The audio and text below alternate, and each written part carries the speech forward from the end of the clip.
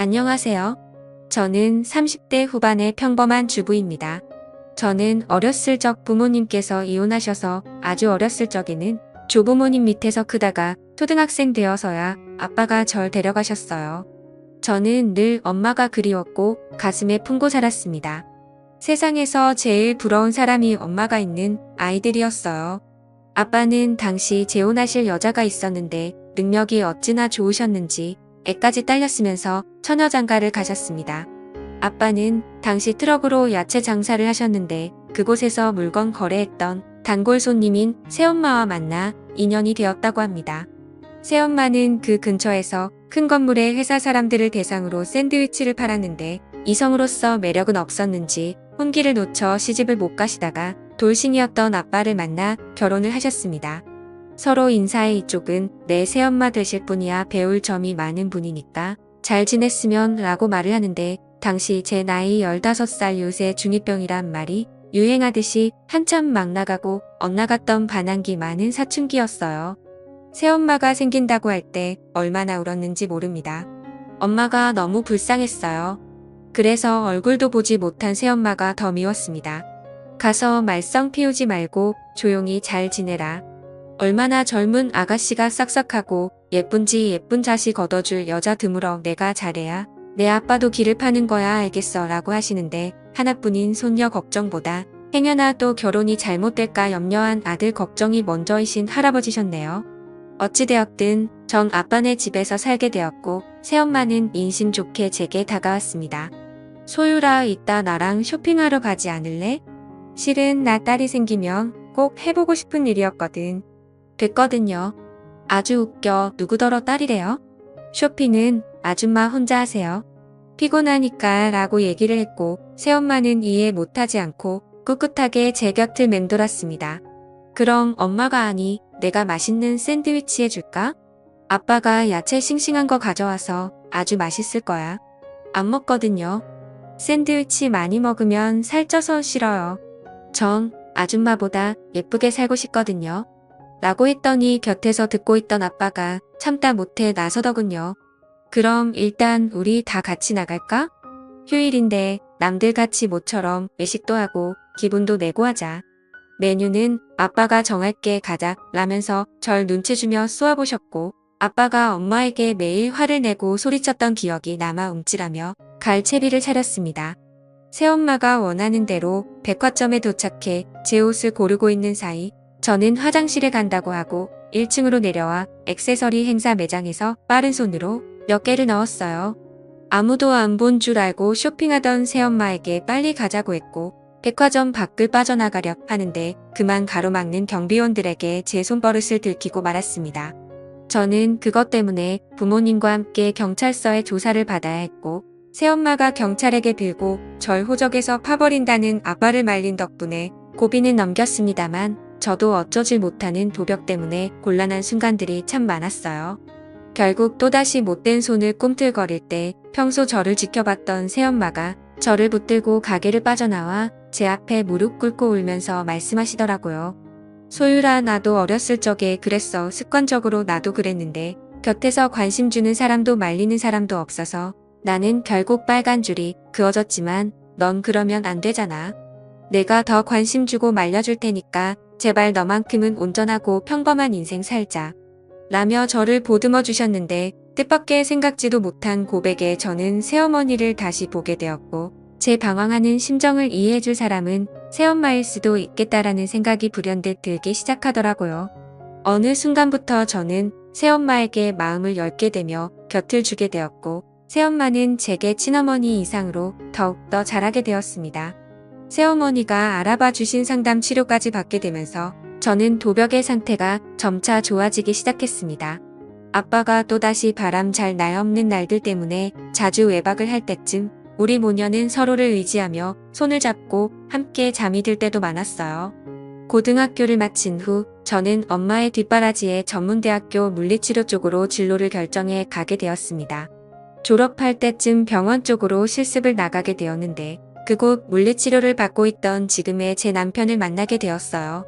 저보다 5살 정도 많은 남자였는데 운동하다가 다리 쪽을 접질렀다고 했던 그는 저를 눈여겨봤던 건지 제게 식사 제안을 먼저 했고 얘기를 해보니 남편도 저처럼 부모 없이 조부모님 밑에서 외롭게 컸더라고요.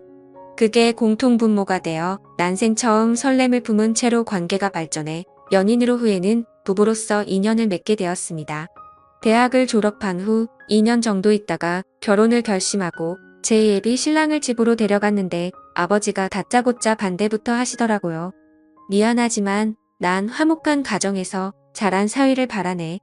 내 딸이 재혼 가정에서 자라받은 상처를 좋은 가정에서 자란 사람이 보듬어줬으면 라고 하는데 제 예비 신랑을 2년 정도 봐왔지만 그 누구보다 바르고 착한 청년이었거든요.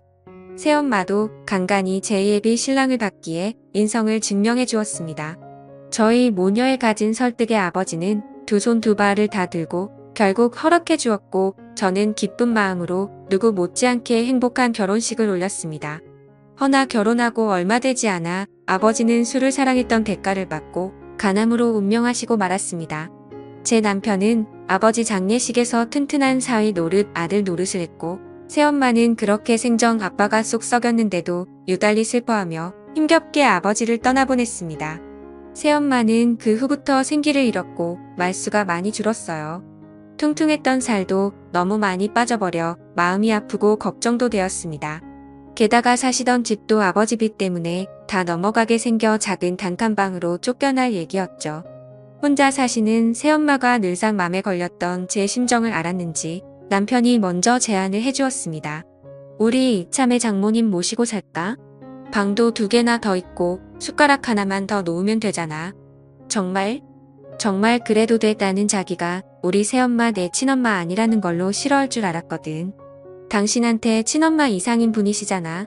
내가 부모님이 없어서 그런지 장모님이 따뜻하고 편안했거든. 우리 엄마라고 생각하고 나도 잘 모실게.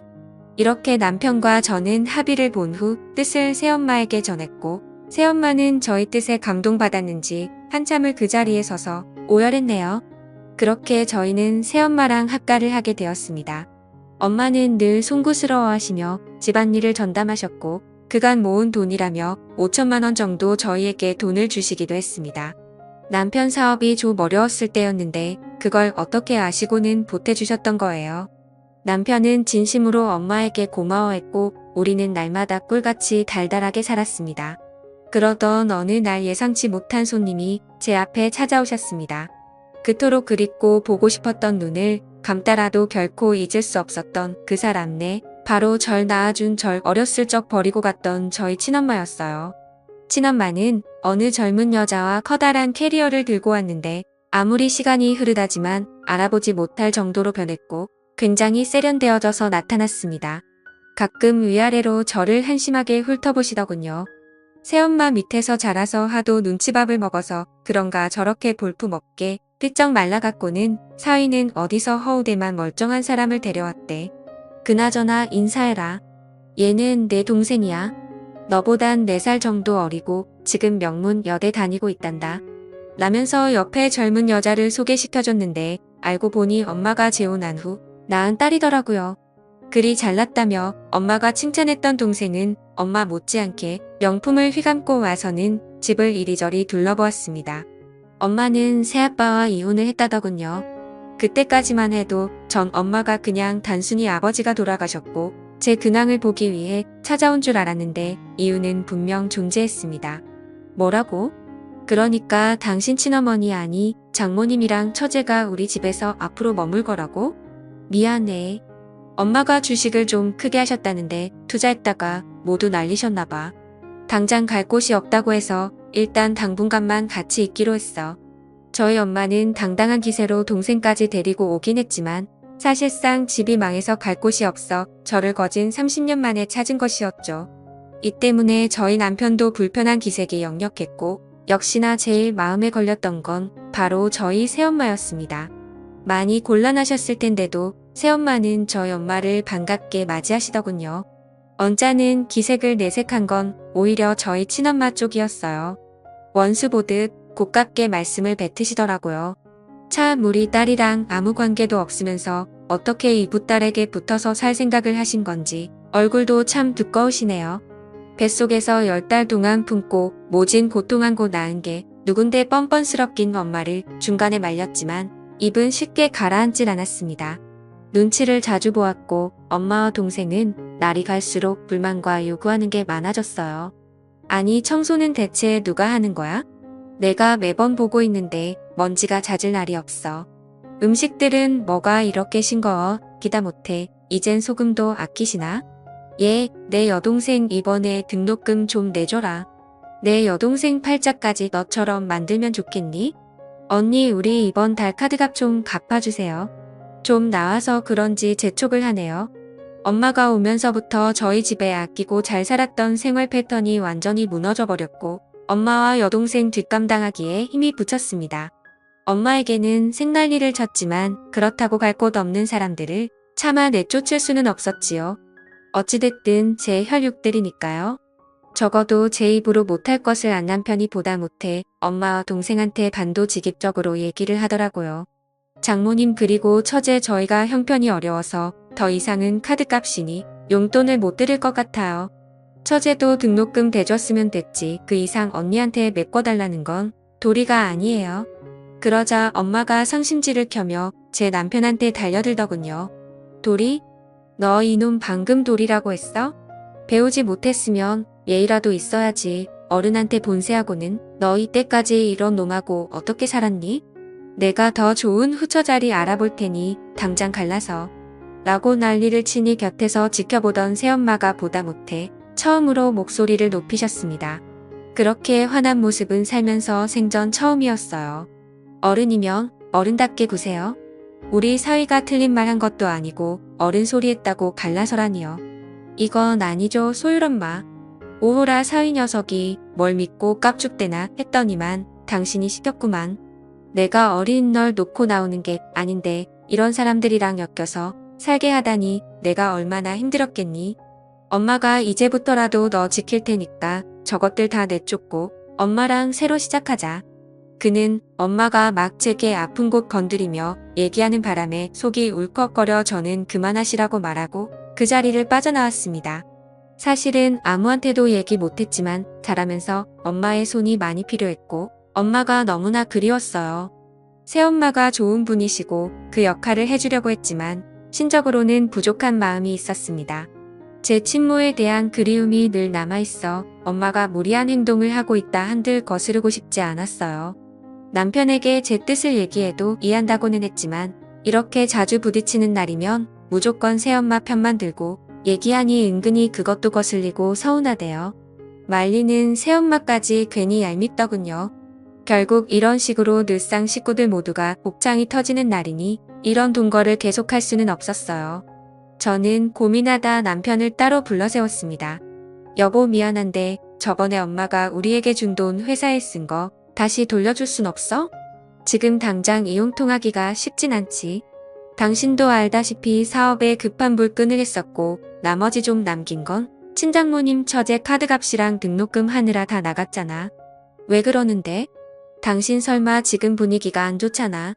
자꾸 부딪혀서 맨날 가정에서 큰 소리가 오가니까 스트레스 받기도 하고 이럴 바엔 좀 떨어져 있는 것도 괜찮을 것 같아서.